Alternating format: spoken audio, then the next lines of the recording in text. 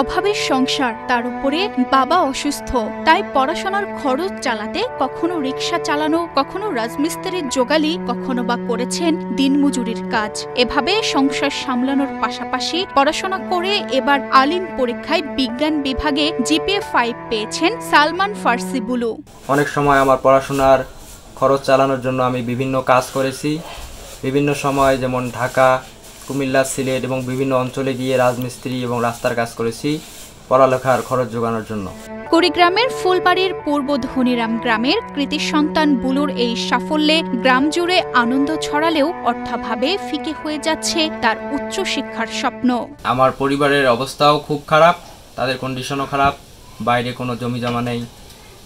একটা গরু ছিল, সেটা বিক্রি করে বর্তমানে রংপুরে উদ্ভাস কোচিং সেন্টারে ভর্তি হই এবং সেখানে আমি বিশ্ববিদ্যালয়ের কোচিং করতেছি।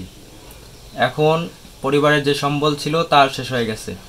এই অবস্থায় পরবর্তী আমার এই পড়ালেখার জার্নিটা কত দূর এগিয়ে যাবে তা এখনো অনিশ্চিত।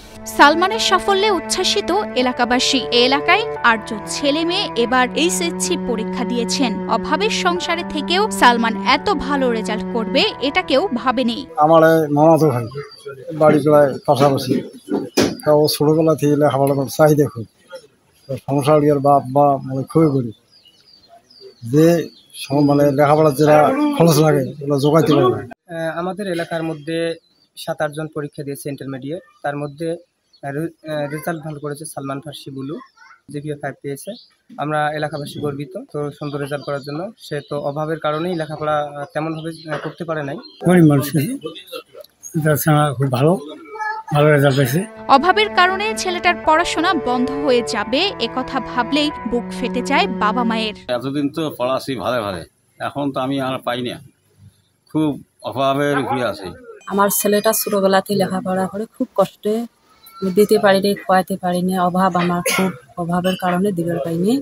তারপরে আমার ছেলেটা খুব রেজাল্ট ভালো করে, আমার অভাবের কারণে ভালো জায়গায় দিতে পারিনি। টাকার অভাবে পড়াশোনা করতে পারেনি বুলুর বড় ভাই। এত ভালো ফলাফল করার পর একই কারণে ছোট ভাইয়ের পড়াশোনাও বন্ধ হয়ে যাক তিনি তা চান না। আমি 8 পর্যন্ত বসে আর আমার পরিবার থেকে পড়াইতে পারে নাই। আমার তখন থেকে মনের ইচ্ছে যে আমি যদি না পড়তে পারি আমার ছোট ভাইকে যেন আমি পড়াইতে পারি। এই আশা নিয়ে ওকে দাখিল মাদ্রাসায় ভর্তি করাইলাম। মোটামুটি এইচএসসির মধ্যে গোল্ডেন A+ পাইছি। তখন আমার মনে আসা বেশি হইলো যে আমি তো পারি নাই, ওকে আমি উচ্চ শিক্ষায় শিক্ষিত করবো। আমরা অনেক গরিব, আমরা পাইতেছি না যে তাকে আর মানে এসে বড় ধরনের কিছু জায়গা পড়াইতে। তো আমরা এখন আমাদের পরিবার থেকে অনেক যে আমার বাপ অসুস্থ, আমার বাপ কাজ করতে পারে না। আমি যতটুকু পারি সংসার চালাই, তাকে খরচ যতটুকু দেওয়া সম্ভব দেই। সালমানের প্রশংসায় পঞ্চমুখ তার শিক্ষকেরা। মেধাবী ও পরিশ্রমী সালমানের স্বপ্ন পূরণে সমাজের বিত্তবানদের এগিয়ে আসা উচিত বলে মনে করেন তারা।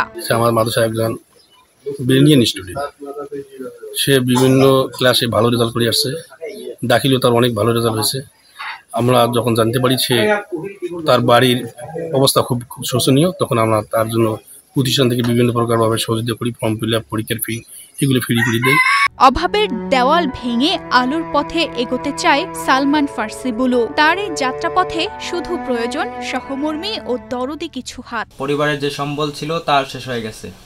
এই অবস্থায় পরবর্তী আমার এই পড়ালেখার জার্নিটা কত দূর এগিয়ে যাবে তা এখনো অনিশ্চিত। এই অবস্থায় যদি কোনো সরকারি বা বেসরকারি কোনো অনুদান বা সাহায্য সহযোগিতা আসতো, আমার পাশে কেউ দাঁড়াতো, তাহলে হয়তো আমার পড়ালেখার পরবর্তী জার্নিটা কমপ্লিট হইত। তানজিদা রহমান ইনায়া, বাংলাদেশ প্রতিদিন।